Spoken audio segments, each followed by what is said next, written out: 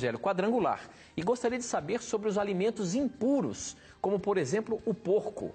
Podemos comer ou não? Aí depois no nosso blog, o Anderson de São José dos Campos pergunta o seguinte, agradeço à TV Novo Tempo por nos proporcionar momentos tão enriquecedores por meio do programa Na Mira da Verdade, bem como com outros programas que, aliás, são ótimos. Parabéns a todos pela dedicação em levar a palavra de Deus aos nossos lares. Em Levíticos 11, Deus disse a Moisés e a Arão para que o povo de Israel não comesse determinados tipos de alimentos, dentre eles o porco, tão comum em nossa cultura culinária hoje. Primeiro, antes desse pronunciamento de Deus, era permitido comer tais alimentos? Segundo, essa recomendação ou ordem foi passada somente para o povo hebreu?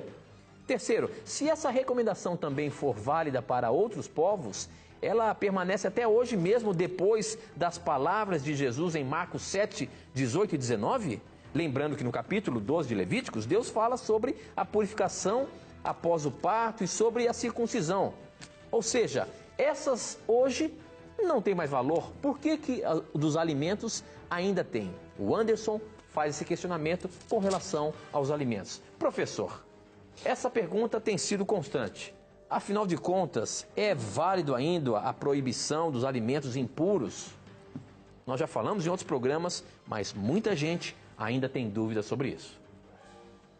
Eu destaquei aqui, Tito, alguns versículos, né?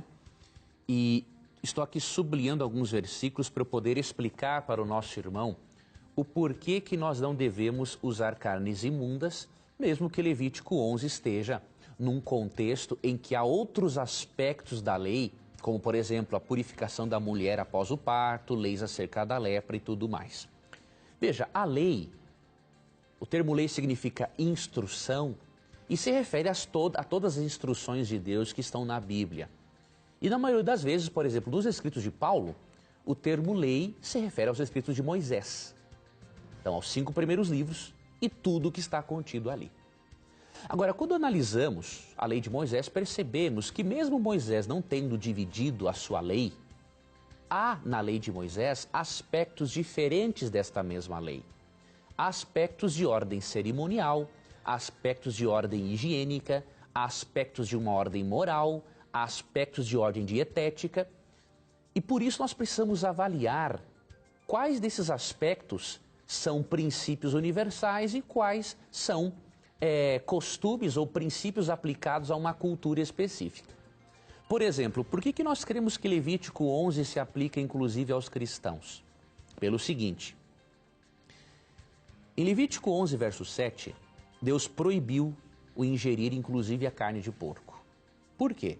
Porque os pagãos sempre fizeram isso. Os pagãos comiam qualquer tipo de carne.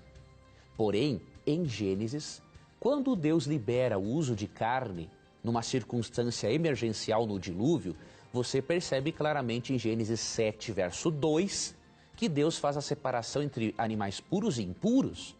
Então a raça humana tinha noção desde aquela época do que era próprio e do que era impróprio para a alimentação.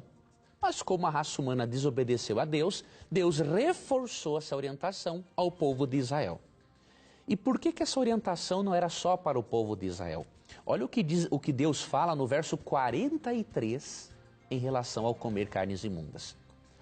Não vos façais abomináveis por nenhum enxame de criaturas, nem por elas vos contaminareis, para não serdes imundos. Eu sou o Senhor vosso Deus, portanto vós vos consagrareis e sereis santos, porque eu sou santo, e não vos contaminareis por nenhum enxame de criaturas que se arrastam sobre a terra. Esse termo abominável, ele é muito forte.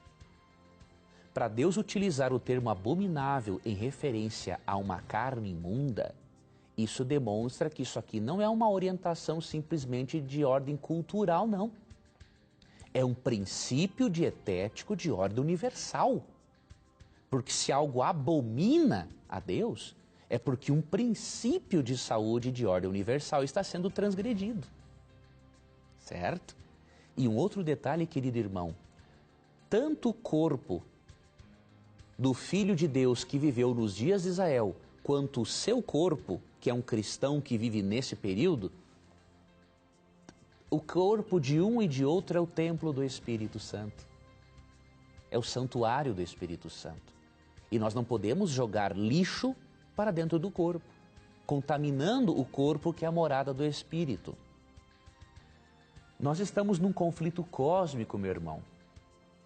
Mesmo que ninguém compre a salvação pelo que come ou deixa de comer, porque a salvação é um dom de Deus por meio de Jesus Cristo, quanto mais saudável o seu corpo estiver, mais saudável a sua mente estará. E se a sua mente estiver saudável, mais apta a sua mente estará para receber as impressões do Espírito Santo. Então nós não podemos nos colocarmos em desvantagem no conflito cósmico utilizando alimentos impróprios. E para finalizar, para não me delongar muito nessa resposta, porque ela é ampla, se você ler Marcos capítulo 7, eu já expliquei em alguns momentos aqui no programa, você verá que ali Cristo não está liberando as pessoas para comerem carnes imundas, por dois motivos. Primeiro, porque o assunto em Marcos 7 não é carne imunda.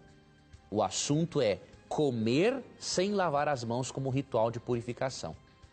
Então, quando Cristo considera puros todos os alimentos em Marcos 7, ele considera puros todos os alimentos, mesmo que a pessoa não lave as mãos naquele ritual de purificação. E o outro motivo que nos leva a concluir que carne de porco não estava sendo discutida é que na mesa dos judeus com quem Jesus falava, não existiam essas carnes imundas. Então, não pode-se descontextualizar Marcos 7 para levar o capítulo a contradizer um princípio dietético universal ensinado em Levítico capítulo 11.